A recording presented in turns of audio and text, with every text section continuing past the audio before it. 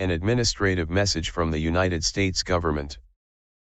The 500-foot tsunami has impacted Shrimp Island, Hawaii, and the west coast of the United States, sinking Hawaii, Shrimp Island, and beaches of California, Oregon, Washington, and Alaska.